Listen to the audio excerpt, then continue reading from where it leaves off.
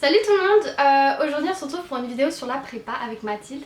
Donc on vous a préparé deux vidéos, chacune sur nos chaînes respectives à propos de la prépa. Celle-là elle sera plus axée sur les conseils qu'on a à vous donner, voilà, en sortant de 2 ans de prépa, qu'est-ce qu'on aurait aimé savoir, qu'est-ce que vous devriez savoir, des choses qu'on savait pas quand on a fait nos vidéos sur l'hypocagne. Et du coup sur la chaîne de Mathilde, on vous a filmé une vidéo sur notre expérience en prépa. On a comparé nos expériences respectives et voilà, on a discuté en gros. Ouais, là ça va être peut-être un peu plus organisé, ça va être les conseils niveau méthodo, niveau organisation, un peu plus généraux. Tandis que sur sa chaîne on apporte des trucs un petit peu plus personnels, un peu plus intimes. Comme cette vidéo c'est là les suites de nos deux vidéos sur l'hypocagne, on va commencer par différence hypocagne-cagne pour bien faire la transition. Moi j'ai le sentiment qu'il y a eu beaucoup plus de travail et c'est normal parce qu'il y a un concours à la fin, donc ouais, mais pour autant moi j'ai moins travaillé en cagne qu'en hypocagne je pense. Ouais, bah pareil que toi. Moi du coup, je le précise sur ma chaîne, mais en fait j'étais en hypocagne, ce qu'on appelle orpheline, c'est-à-dire que c'est un lycée qui propose pas de cagne, donc il fallait impérativement que je change de lycée quand je passais en cagne. Et donc mon année d'hypocagne s'est pas vraiment bien passé. Mon lycée en hypocagne était vraiment pas top, mais mon lycée en cagne a été absolument... alors moi je vais vous dire fabuleux parce que du coup je compare avec mon lycée d'avant. En soi c'était un lycée assez normal, mais ça s'est du coup beaucoup mieux passé en cagne qu'en hypocagne, et j'ai aussi moins travaillé en termes de quantité, mais j'ai mieux travaillé parce que du coup j'ai fait toutes les erreurs possibles en hypocagne et donc la cagne ça s'est vraiment mieux passé. Mais ça c'est au niveau personnel. Ah oui, il y a un peu moins de cours dans l'emploi du temps. Non, il n'y a plus de culture antique, il n'y a plus de latin, tu peux arrêter la LV2. Voilà, 2 heures d'histoire, 2 heures de géo. Il y a nettement moins de cours. Moi je finissais assez souvent à 15h, il y avait des jours où je commençais à 10h. Lundi j'avais pas cours, bah oui, c'est énorme ça. Parce que c'est pour à côté qu'on fasse plus de fiches pour les concours, qu'on prépare mieux les concours, parce que je pense la plus grosse différence globale entre l'hypocagne et la cagne, c'est que la cagne, il y a beaucoup plus... la question du concours est beaucoup plus abordée, genre tout le temps ton cours tu le fais parce qu'il y a le concours à la fin. C'est beaucoup plus axé concours. Pour ma part, je ressentais pas le concours comme le concours de ma vie. Je sais pas, je m'étais fixé l'objectif de la SUSA pour être fière de moi, me dire que je partais de prépa en m'étant prouvé à moi-même que je pouvais faire des choses et tout. Mais dans la BEL, donc c'est la banque d'épreuves littéraires, c'est en gros on prend les épreuves de l'ENS et il y a plusieurs écoles comme Paris Dauphine, l'ISMAP, il y a pas d'autres, les IEP province, quelques-uns, le SALSA et tout, qui prennent ces résultats et qui disent venez à notre oral et tout. Mais ouais, moi je voulais rien de tout ça. Je me disais bah j'irai à la fac après. Et en même temps, je me mettais une pression de dingue pour avoir la SUSA parce que c'était une affaire d'honneur. Tout simplement, ça donne un programme. Ah ouais, un objectif, quelque chose de très concret quoi. Toute l'année c'est un peu un mythe et... un gros monstre qui t'attend à la fin, le boss final tu vois. Exactement. Mais une fois que tu arrives devant ta copie, devant ton sujet... c'est vraiment, je pense, un DS comme les autres, mais t'as quand même ce sentiment de...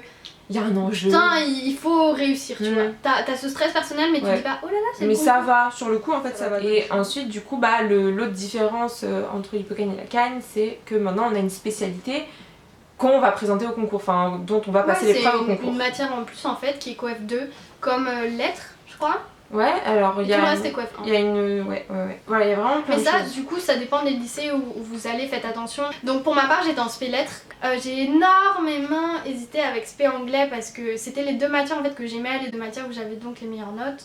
Enfin, de moi-même, genre pas de ma classe particulièrement, mais je me disais, c'est vraiment ce que j'ai envie d'étudier et tout. Et donc j'ai fait un tableau plus-moins. C'était là genre, bon, plus il y a ce prof. Donc j'ai fini par trancher et je me disais, faire lettres, c'est ce qui me paraît le plus cohérent avec moi-même. Donc ouais, j'ai fait spé lettres et j'ai aucun regret. Et j'ai vraiment eu des bons résultats, ce qui m'a conforté dans l'idée que j'étais faite pour ça quoi. Et ça fait plaisir quoi. Ouais, de ouf. Bah moi ma spécialité, j'avais hésité entre spé théâtre et spé philo, mais le seul lycée, j'ai présenté qu'un seul lycée en spé théâtre en étant genre quasi sûre d'être prise, en fait ils m'ont recalé. Donc bah le choix s'est fait pour moi tout seul, je suis allée en spé philo. Et d'un côté j'ai envie de dire c'est pas plus mal. Mini précision, genre si jamais vous voulez choisir une spé un peu entre guillemets particulière, genre théâtre, musique, etc. faut en avoir fait avant. Et quand je dis avoir fait du théâtre avant, c'est que moi j'avais 11 ans de théâtre derrière moi, mais j'avais 11 ans de pratique, j'avais pas 11 ans de théorie. Donc une cagne spé théâtre, ça l'aurait pas du tout fait pour moi parce que j'avais pas assez de théorie et j'allais me noyer.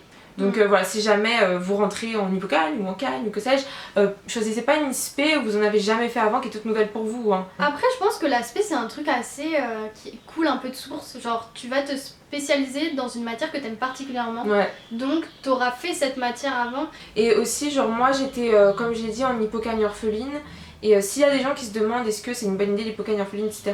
Personnellement, et j'en ai parlé avec un autre pote à moi qui a fait une hypocagne orpheline, on nous vend ça comme quelque chose de super, mais je vous conseille vraiment pas les hypocagnes orphelines parce que après, quand vos profs ils vont choisir les admissions en cagne, ils vont faire en fonction de leur réputation. Ils vont dire on peut pas envoyer tel élève en cagne à tel lycée parce qu'après ils vont si jamais l'élève se chie dessus, ils vont se dire oh là là, qu'est-ce qu'ils nous envoient eux. Donc ils pensent à leur réputation plus qu'à votre épanouissement personnel. Genre à la fin de mon hypocagne, il y a eu des pleurs parce que les profs refusaient catégoriquement que tel élève présente tel lycée parce que vous allez nous foutre la honte. Il y a des élèves qui n'ont pas eu leur équivalence. Moi j'ai même eu mes équivalences partielles genre. Clairement ouais franchement je veux pas que les gens vivent l'horreur que j'ai vécue. À Lamartine à Paris, évitez ce lycée là. Pour passer à un sujet complètement différent, du coup là on va vous parler des conseils matériels en fait. Avant de vous parler des conseils d'organisation. Dans quoi investir votre argent Élise, et votre il y a temps. quelque chose qui lui a changé la vie cette année. Alors, dis-nous tout. Cette année, j'ai acheté une imprimante pour moi-même. Pour moi-même. En gros, pour tout vous dire, l'imprimante familiale était dans la chambre de mes parents. Et donc, il arrivait assez souvent que, avec mon rythme de vie différé, quoi, c'était assez récurrent que je finisse un DM à 1h du matin et qu'il faille que je l'imprime chez eux, sauf qu'ils dormaient. Du coup, le matin, je devais prendre de l'avance pour l'imprimer chez eux. Enfin, c'était un peu une galère, vous voyez. Et je me suis dit que tous mes problèmes seraient résolus si j'achetais une imprimante à mettre dans ma chambre. Sachant que aussi, j'ai oublié de préciser, mais l'imprimante de mes parents, elle buguait assez souvent parce que c'était en wifi, c'était juste galère en fait. Et du coup, pendant l'été, je suis allée chez Darty, j'ai acheté une HP Envy. Et vraiment, cette imprimante, elle est trop cool. Si j'ai un conseil à vous donner avant d'acheter une imprimante, parfois les imprimantes sont plus chères, mais les cartouches d'encre sont moins chères de 15% que la moyenne. Tu vois ce que je veux dire? Celle que j'ai en particulier, tu peux imprimer les choses de ton téléphone, donc c'est trop bien quand tu reçois un document d'un prof, quand il y a un document sur le groupe Facebook de la classe. Hop, tu peux l'imprimer en 2-2 et ça vraiment ça m'a fait gagner énormément de temps et j'ai pu imprimer énormément de cours et juste avoir ce confort d'avoir l'imprimante juste à côté de chez moi, à côté de mon bureau. C'était un gain de temps pour moi et c'est une imprimante, c'est un truc que tu gardes dans ta vie quoi. Quand je déménagerai, je la porterai avec moi et je l'aime de tout mon cœur. Autre chose, dans ma ville il y a une médiathèque qui est vraiment très très bien. Qu'est-ce que ça sert d'avoir une carte de bibli? Vraiment, genre j'insiste, pouvoir emprunter des livres, c'est vraiment, ça va vous sauver la vie. Évidemment vous allez acheter les livres conseillés, genre quelques manuels, quelques méthodes et tout, mais vous n'avez pas besoin de tout et surtout ça vous permet d'avoir les livres et de les tester, tu vois, savoir si oui ou non ça t'aide à travailler et sinon ne pas l'acheter mais t'en servir et tout. Vraiment c'est une super ressource et ça vaut complètement les 20€ que ça peut coûter une carte de bibli. Moi j'avais un bouquin qui m'a beaucoup aidé, donc que j'ai lu entre mon hypocagne et ma cagne. J'ai pas lu de façon linéaire etc.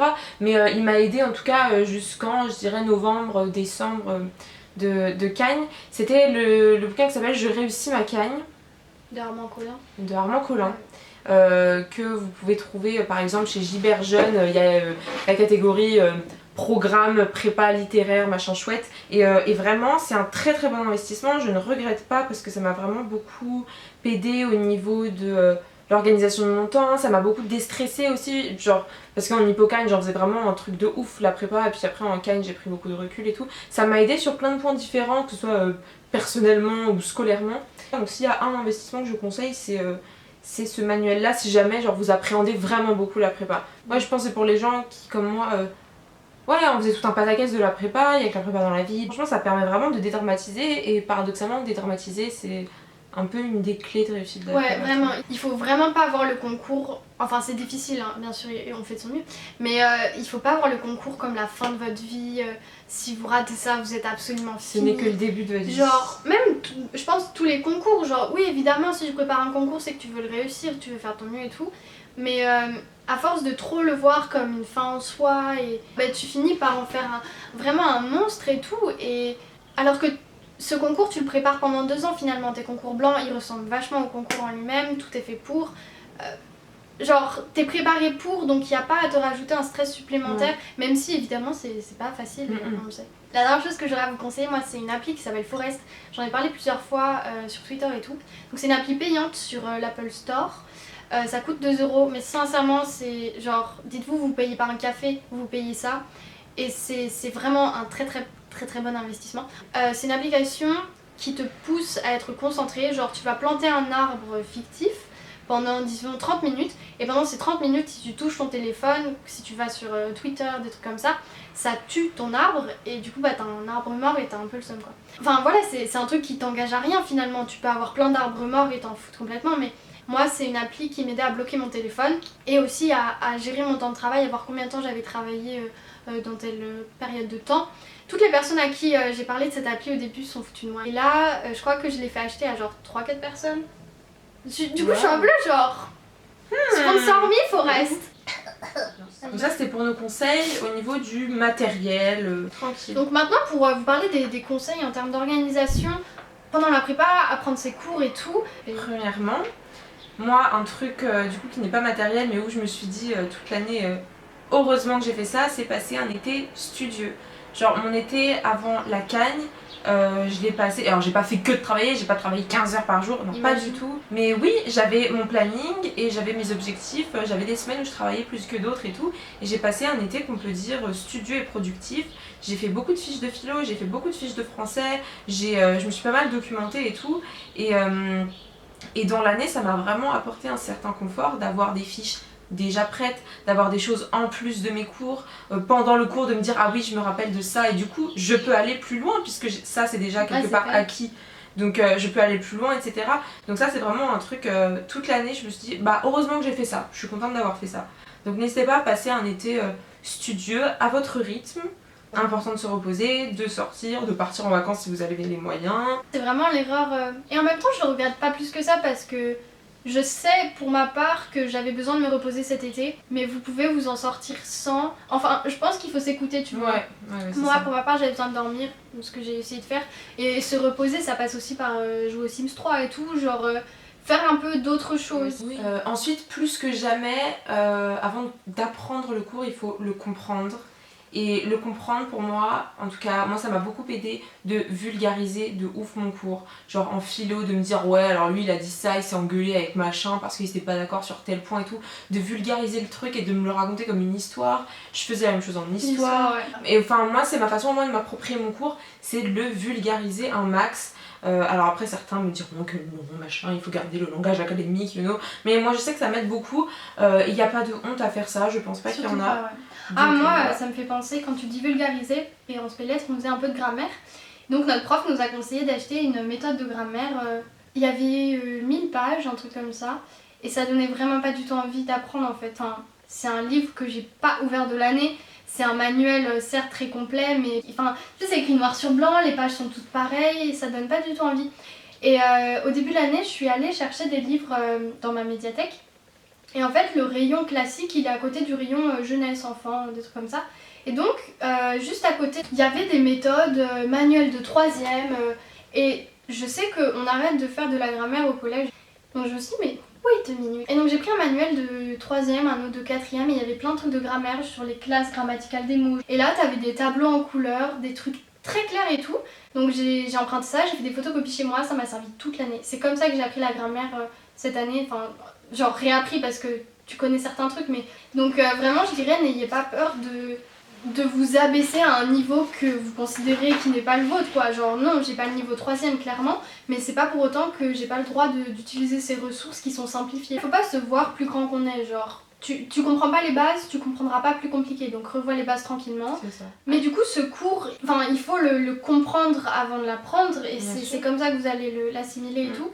Donc déjà s'assurer que le cours est complet. La façon dont je le faisais, c'était je lisais mon cours. Dès que je comprenais pas quelque chose, je mettais une trace dans la marge pour aller demander à quelqu'un, un de mes potes de prépa, de m'expliquer. Oh ouais, n'hésitez pas à demander conseils aux autres, à demander des précisions aux autres.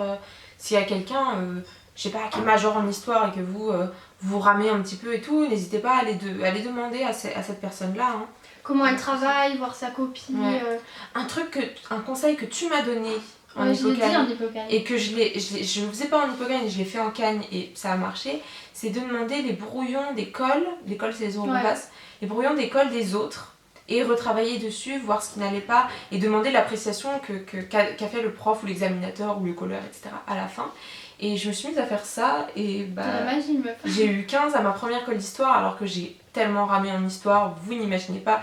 Et ça s'est très bien passé ma première colle d'histoire en faisant ça en fait. Ouais, là du coup on va passer genre sur les autres parce qu'il faut quand même trouver un juste milieu entre ne pas se comparer sans arrêt et que ça en devienne maladif et comme on dit demander conseil aux autres, demander à lire des copies tout à fait réussies. Je pense qu'il n'y a pas de souci par rapport à ça mais sans pour autant vous mettez pas à vous comparer aux autres. Ouais, il faut pas non plus voir les autres comme le Saint Graal. Voilà. Il faut pas se forcer à changer de A à Z une méthode de travail si vous avez le sentiment que ça va pas. Si elle vous convient. Genre, oui, moi ça m'est arrivé de tenter des trucs un peu différents pour essayer d'apprendre.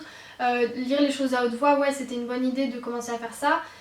Aussi se faire confiance parce que si on en est arrivé là, c'est qu'on a bien travaillé avec ce qu'on est. Donc, ne pas non plus passer trop de temps et se focaliser sur les autres et suivre les autres comme modèle, mais aussi faire un travail un peu sur soi, tu vois, où tu te dis bon, quelle méthode adopter pour cet exercice et tout. Si vous avez la sensation que vous n'avez pas de déclic, que vous avancez pas et tout, peut-être ça peut être le moment de mettre en question vos méthodes, les méthodes de disserte autant que les méthodes de travail. Pour ça, nous, on a trouvé que la meilleure manière en fait de progresser, c'était de se mettre un peu à la place du prof et se dire c'est quoi ses attentes. Ouais. Et éventuellement donc d'aller voir aussi le prof, si jamais ça vous dit, si jamais c'est un prof avec lequel vous êtes à l'aise, etc. Ou au major de la classe ou à des gens qui ont entre guillemets des meilleures notes que vous trouvez qualifiés, exactement. N'hésitez pas, surtout au début de l'année peut-être, à explorer les différentes manières de travailler encore. Et du coup pour revenir ou peut-être approfondir ce qu'on dit par rapport à la méthode et remettre en question et tout, lorsque vous avez des mauvaises notes ou une mauvaise note, etc., c'est pas le moment de plus travailler et de vous dire ok ça veut dire qu'il faut que je dorme moins et que je travaille plus. Non, analysez vraiment le fond du problème, genre le problème et pas le problème et pas le résultat du problème en fait. Même si ça prend plus d'énergie finalement. Ça prend plus d'énergie, ça peut être frustrant parfois de se dire putain c'est un truc que je fais depuis super longtemps et je pensais que ça marchait bien mais en fait ça marche pas. Mais vraiment analyser le fond quoi. Moi j'ai un bon exemple pour ça, c'était mes 2 premiers DS de Spé-Lettres. Donc nous on a des commentaires littéraires à faire. Tu dois faire un plan argumenté où tu présentes le texte et tu montres ce qui est remarquable et tout. Et en fait j'ai toujours réussi mes colles de lettres parce que c'est une analyse, enfin c'est un commentaire de texte mais linéaire, t'as pas à faire de plan et moi je trouvais ça très facile. Juste tu prends la phrase et tu dis pourquoi l'auteur l'a écrit comme ça. Et donc pour les commentaires de texte en spé, je me disais mais j'ai qu'à faire une analyse linéaire, très développée, et ensuite voir ce qui se recoupe en plan. Donc j'ai eu 8 et 6 à ces contrôles. Et je me suis dit mais c'est pas possible, il y a un truc qui va pas et tout. Et j'en ai parlé avec le major de Spé-Lettres, mon copain. Et il m'a dit mais comment ça tu fais ça? Mais c'est pas du tout ce qu'il faut faire et tout. Et vraiment il faut plutôt voir le texte dans sa globalité et c'est avec l'entraînement en fait que ça vient, donc c'est difficile de vous expliquer, surtout que c'est pas une vidéo dédiée à la... Clairement. C'est pas une vidéo dédiée à l'aspect lettres et tout. Mais ça vient illustrer ce qu'on dit. Voilà, exactement. Et là j'ai eu 10 et ensuite j'ai eu 12. Pas se dire ah j'ai 6, je suis trop nulle, j'aurais jamais dû aller en prépa. Genre non, les remarques de la prof. Et surtout les profs sont pas là pour, surtout en cagne, ils sont pas là pour vous enfoncer, vous dire que vous êtes nul. Ils veulent vraiment vous voir réussir, genre même si vous pensez qu'ils ont des problèmes avec vous ou quoi. Là on parlait au sein même du cours, de la rédaction du devoir, de la préparation du devoir, etc. Et là, la prépa en tant que mode de vie. Donc pour survivre en prépa, il faut vraiment s'organiser je pense. Donc il y a plein de méthodes, vous pouvez faire un bullet journal, acheter un agenda. Avec mon stress et tout, j'écrivais pratiquement tout ce que je devais faire dans la journée. Genre je mettais laver les cheveux. Exactement, je mettais quand je devais me doucher, je mettais le café, je mettais le métro, je mettais ce que je devais faire dans le métro. Parfois j'essayais de travailler, mais la plupart du temps je dors. Des trucs comme ça pour me rassurer en fait et me sentir accomplie même quand j'ai pas fait grand chose. Tu sais, tu peux quand même coucher des cases. Et ça m'aidait à me sentir un peu soutenue par... Soutenue, exactement, pareil. Donc, et d'avoir une idée de ce que tu vas faire en fait dans ta journée, dans ta semaine. Moi généralement je le fais le dimanche ou le lundi, je prends un moment, je prends 10 minutes et puis je me fais ma semaine à peu près. Mais après faut pas se foutre une pression de malade par rapport à ça, c'est juste histoire d'avoir une idée. Il faut que ça marche pour toi. J'aimerais bien faire une vidéo sur ça, mais il y a beaucoup de choses très personnelles dans mes bullet journal, il y aurait énormément de choses à flouter, je sais pas s'il resterait grand chose au final.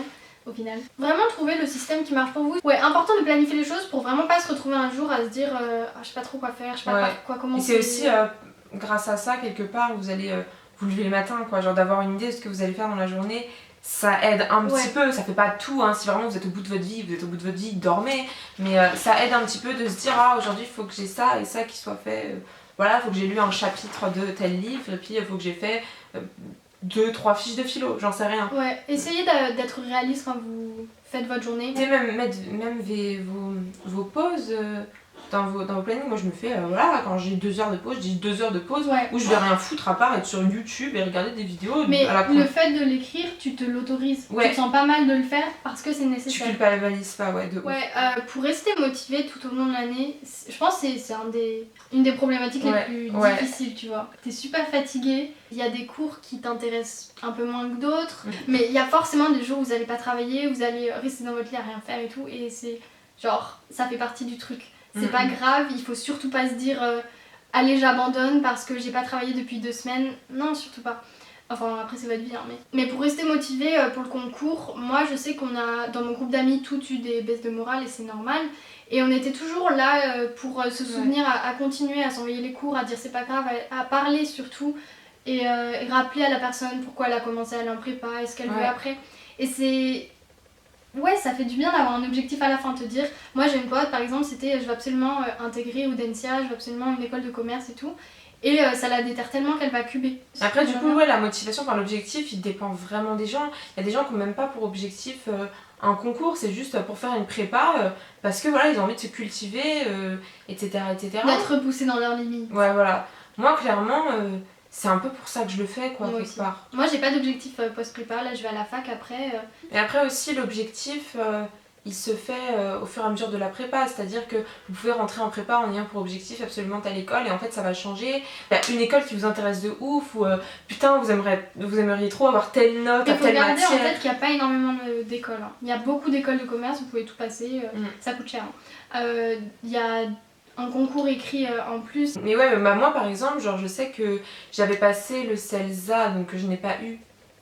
Mais un peu, je sais pas trop pourquoi, parce que ma prof elle m'avait dit oh vas-y t'as le profil et tout, moi je me suis dit ouais de ouf, en plus ouais voilà, en plus ouais, j'aime bien tout ce qui est management, community management, je m'y connais un petit peu et tout, je me suis dit ah ouais why not et tout, mais je l'ai passé un peu ouais à l'arrache on va dire, et là du coup ça m'a fait réaliser que ouais je kiffe vraiment ça et tout, pour l'année prochaine je vais passer, je vais m'y remettre et je vais passer plus sérieusement et je vais passer d'autres concours pour avoir peut-être une chance, un petit peu plus de chance d'avoir un truc quoi. Je vais passer je pense 5 ou 6 concours, un truc comme ça. Donc je vais passer plusieurs bails de journalisme et tout, et franchement le fait de me dire dès maintenant je sais pourquoi je prépare cette année, ça m'aide de ouf, parce que l'année prochaine... Ça t'aide à avoir un cap. Ouais, l'année dernière j'avais pas ça, j'ai rendu compte trop tard de ce que j'avais envie de faire, et ça m'a un petit peu porté préjudice, et c'est aussi un petit peu pour ça que je cube, pour pouvoir... parce que je kiffe, et parce que pour pouvoir avoir quelque chose qui me plaît vraiment après. Ouais, pour ma part, j'avais pas d'objectif cette année. Enfin, je vous ai dit objectif SUSA, mais une SUSA, finalement, ça apporte rien en fait. Le seul truc elle l'a eu, elle m'a pas dit, mais elle l'a eu. Ouais. Le seul truc que t'as avec une SUSA, donc c'est quand t'as entre 12 et 15 de moyenne au concours. Donc une fois que t'as la sous-admissibilité, le jury du concours, la commission, je sais pas, te dit ouais, on te donne 120 crédits ECTS au lieu de 60 pour ton année. Et c'est comme si j'avais fait une double licence en fait. Donc là, je pourrais aller en double licence. Et je me rends compte qu'en fait ce serait trop... Genre moi c'est pas ce que j'ai envie de faire finalement, une double licence. Genre c'est très prestigieux et tout, ça va m'amener de rester à un haut niveau, mais c'est peut-être une erreur hein. Mais je pense pas profiter de cette double licence. Et en même temps la SUSA ça te permet de rentrer dans... Enfin la plupart des écoles qu'on a citées de la BEL, elles s'intéressent à toi, le CELSA, Dauphine, à partir du moment où tu as la SUSA. C'est tout ce qu'on avait à vous présenter comme conseil aujourd'hui. On vous invite vraiment à aller voir l'autre vidéo pour avoir un vrai panorama complet. Ouais. Les 2 vidéos sont complémentaires, ouais, vraiment, c'est ça, elles se complètent totalement. Elles sont faites comme un lot quoi. Ouais exactement, elles sont faites comme un lot. Et voilà, si vous voulez en apprendre un peu sur nos expériences en prépa au bout de 2 ans, toutes les questions un petit peu plus personnelles, avec des maladies et tout même, vous pouvez aller sur la chaîne de Mathilde. Si vous avez des questions concernant la prépa, tout ça, n'hésitez pas à me demander en commentaire, tout en s'assurant avant que c'est pas des choses auxquelles je réponds déjà dans d'autres vidéos. Et voilà, j'espère sincèrement que ça vous a aidé, que ça vous aiguille et que ça vous rassure pour la prépa. Donc on est très ravis que vous soyez restés au bout de cette vidéo, parce que elle sera très longue. Et voilà, moi je vous retrouve bientôt pour une prochaine vidéo. Salut! Bye!